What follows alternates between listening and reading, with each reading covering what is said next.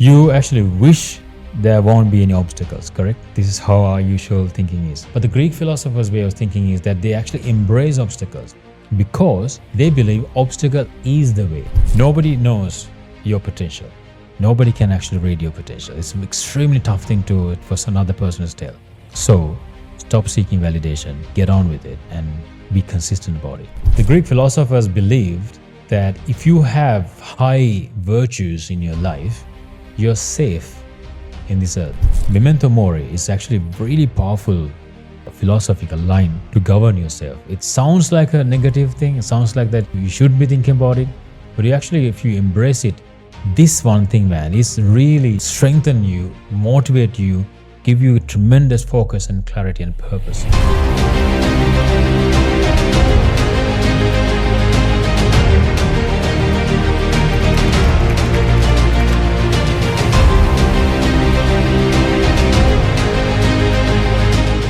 Hey guys, so I want to share a philosophy that actually has done a lot of good in my life over the couple of probably 1.5 decades now. It's the learning of Greek philosophy. I was actually fortunate to learn on that, and I'll share some of the techniques that I use and why I use it and why is it important.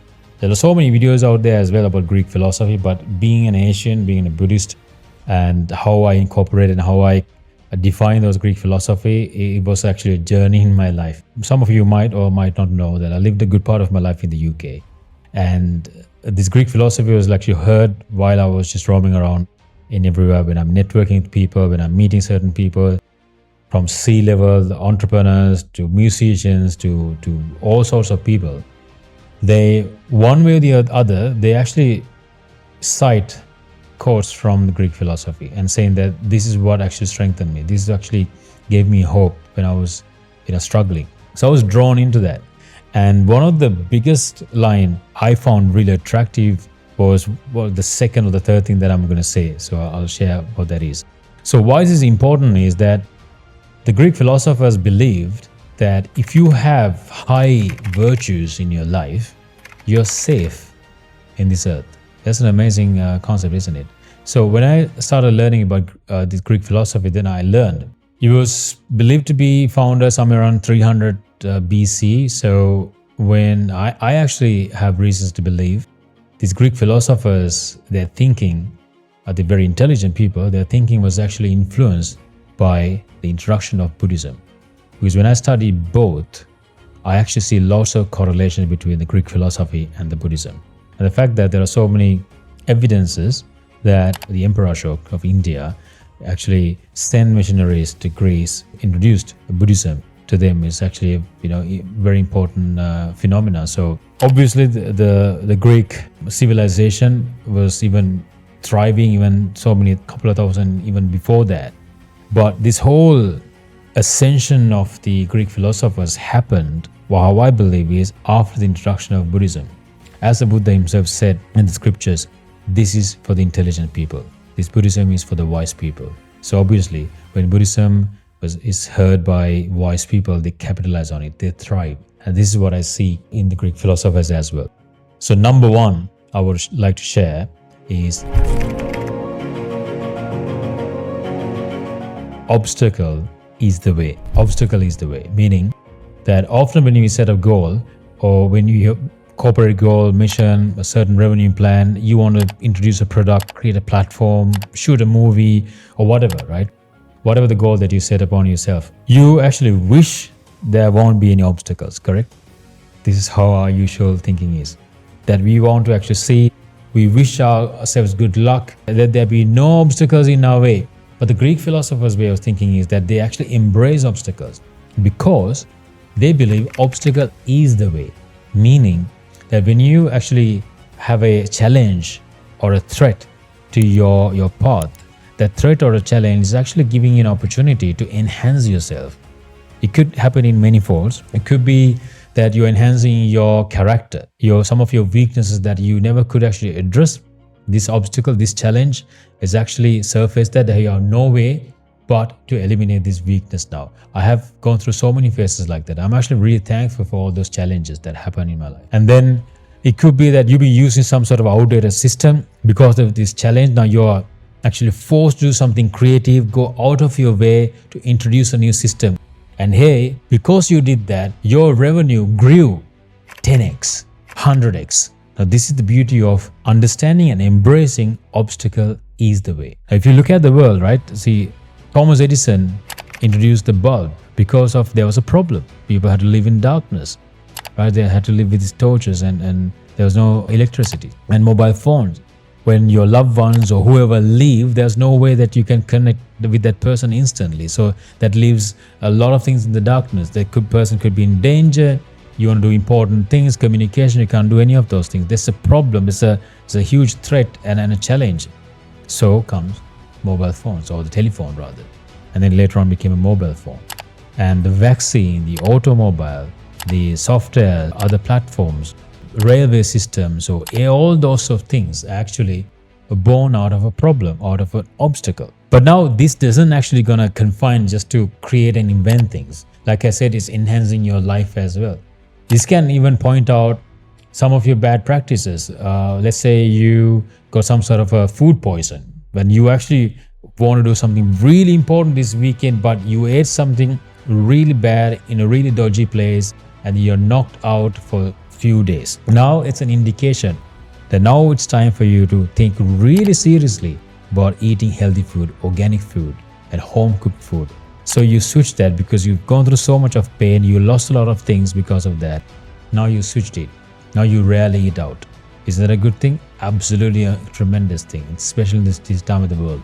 So whatever the way you look at, obstacle is the way. If you think that an obstacle happened, that this should not happen at this time, change your mind and mindset and think, no, this is something that we actually need this time. This is going to improve us. This is going to make this project, the outcome of the project, a lot more better than we ever expected. So let's embrace it. This is a very rarely seen mindset, but if you incorporate it, it's going to be incredible things for you. This is it's actually a secret many will not be able to grasp. So the second thing is,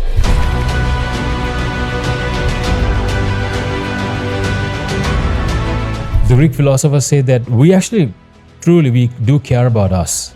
But the strange thing is that we care so much about other people's opinions. So depend on other people's opinions that we slow down our journey. Sometimes we don't take action at all. Isn't that strange? That we think about, if I'm going to be judged, if I'm going to be criticized, if they be jealous, if they create stories behind my back and all sorts of things, you don't take action, or you take action very poorly. Right? So this is the thing that the Greek philosophy advises you to do not focus on other people's opinions. Do not seek validation. Be very clear about what you want to do and what do you want to do. Why do you do the things that you do? What are your reasons behind it? Are you very clear about your actions? Do you know where you're heading? Do you know the outcome that you seek? Is it absolutely important in your life? Is it your purpose? If those answers are yes, and if you have cleared all those things, then why look for anyone else's opinion? So drop that. So the thing is, nobody knows your potential. Nobody can actually read your potential. It's an extremely tough thing for another person to tell.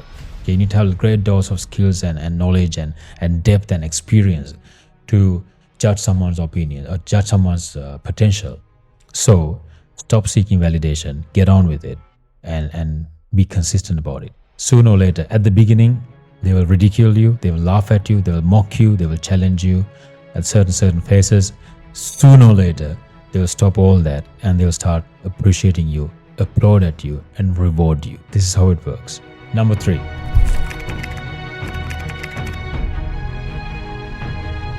Memento mori. This is the line that I was actually initially attracted to Greek philosophy, because the moment I realized memento mori, meaning know that you're going to die, I was saying, hang on a second. In Buddhism, we call it maranusati, meaning remember that you're going to be dead. You're going to die. You and I, we're both going to die. So memento mori is actually a really powerful philosophical line to govern yourself. It sounds like a negative thing. It sounds like that you should be thinking about it. But actually, if you embrace it, this one thing, man, is really strengthen you, motivate you, give you tremendous focus and clarity and purpose. When I started meditating, the Buddhist meditation Maranusati, and then I landed on memento mori, I actually started admiring a lot about Greek philosophy because they knew how to elaborate this in a very practical way. Now, if you know that you're going to die, will you be doing the things that you're doing right now? The things that you set upon yourself for today, for this weekend, for this week, for this month, for this year? Are you going to have this argument or this conflict with this person right now if you know that you'll be dead today?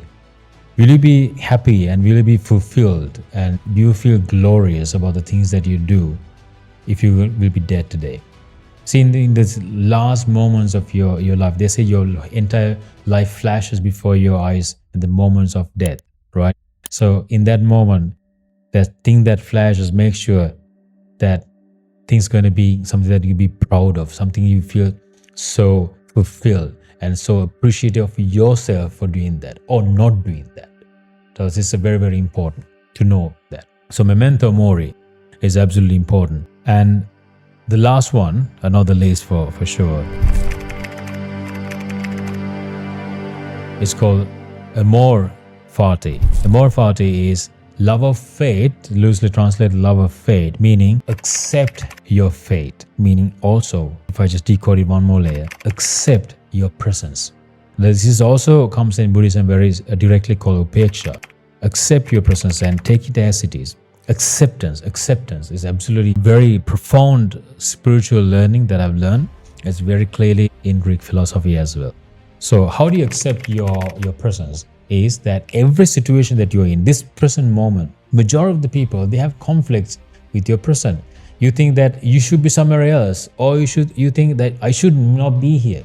This place, this location, I should have more wealth, I should have less problems, I should not have this problem, I should not be even with this person, this job, etc., etc., and the list goes on, right? And it goes on for the rest of your life. So, number one, accept it.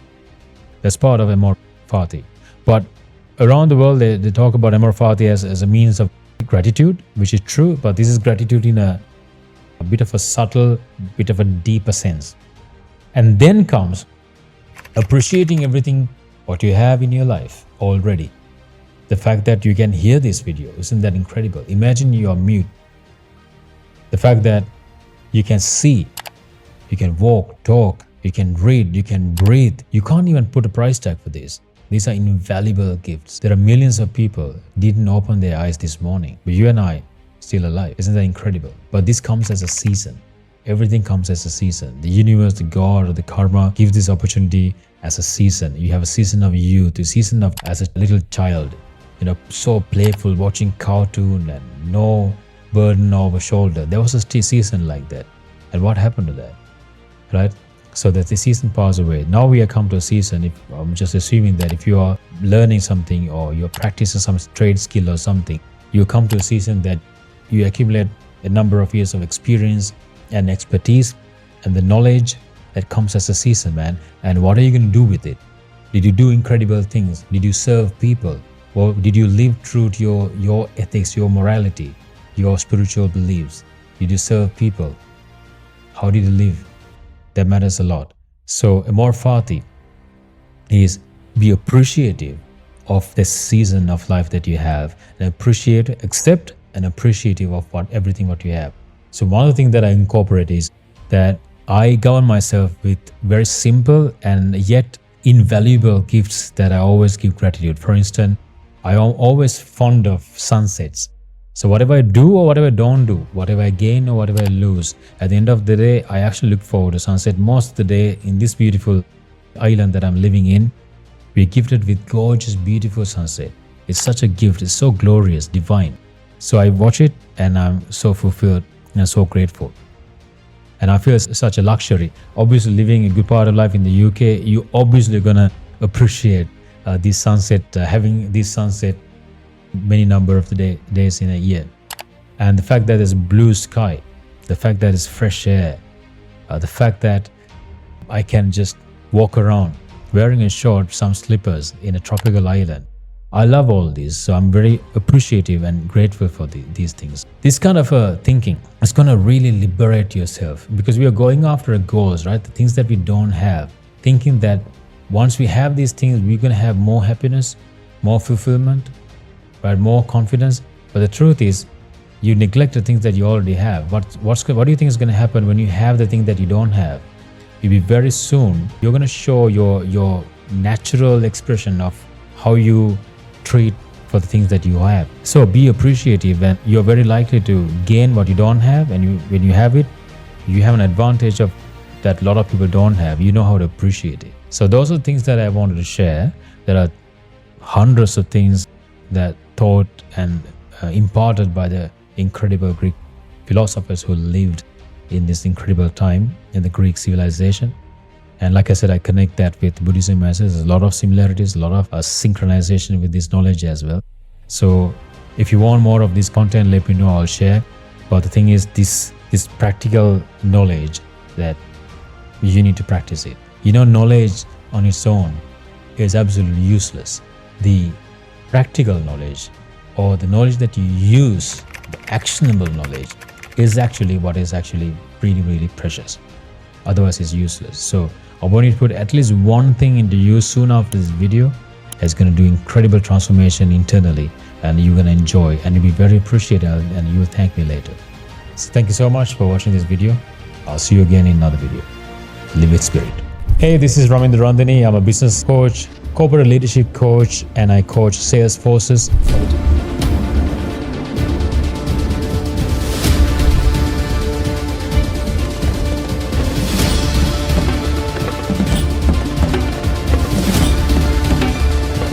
Who are we before the world?